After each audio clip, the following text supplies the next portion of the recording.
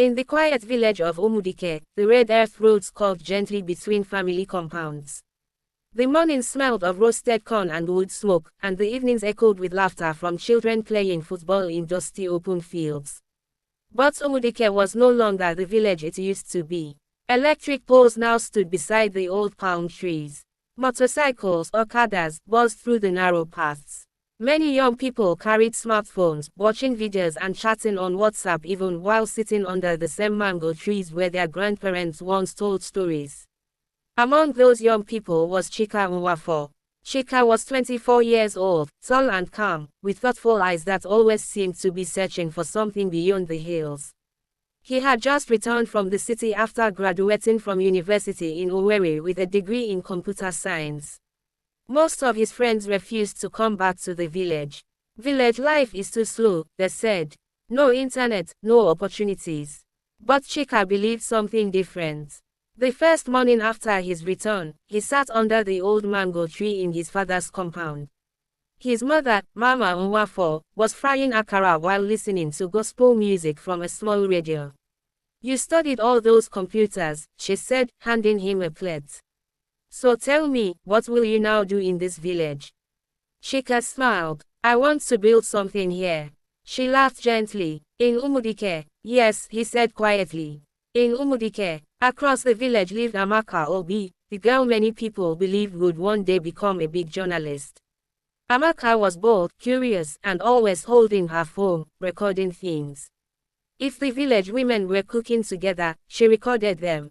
If the elders were discussing history under the udala tree, she recorded them. If children were dancing during festivals, she recorded that too. She had a small YouTube channel where she posted videos about village life in Nigeria. Slowly, people from cities, and even outside the country, began watching. One afternoon, Amaka was filming near the market square when she saw Chika setting up a small table beside a solar panel. "What are you doing?" she asked. Chika looked up. "I'm creating a small internet spot." Amaka raised an eyebrow. "In this market?" "Yes." He pointed to a small router connected to a battery. "Free Wi-Fi for 1 hour every evening." Amaka's eyes widened. "You're serious?" "Very serious." Within minutes, young people began gathering. Phones came out. Messages started sending. Videos began streaming. The news spread quickly. "The boy that studied computer has brought internet to the market." Amaka quickly turned on her camera. "This is amazing," she said. "People need to see this."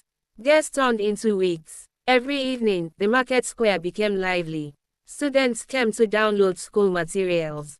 Traders checked online prices of goods. Tellers watched fashion tutorials. Farmers even learned better ways to plant cassava. And Amaka recorded everything. Her videos became popular. People loved seeing the mix of traditional village life and modern technology. One evening, as the sunset turned the sky orange over the red earth, Amaka sat beside Chika under the mango tree. "You know," she said, "people from Lagos are watching my videos about Umudike." Chika laughed. "Really?" "Yes. Some even said they wish they could visit." Chika looked toward the village road where children chased a rolling tire.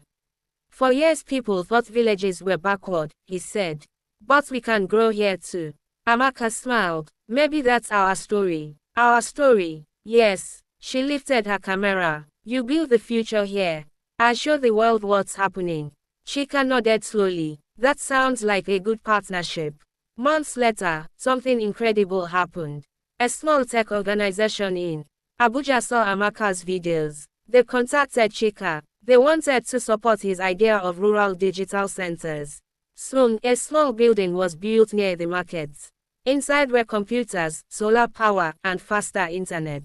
Children learned coding. Farmers used digital tools. Women sold handmade crafts online.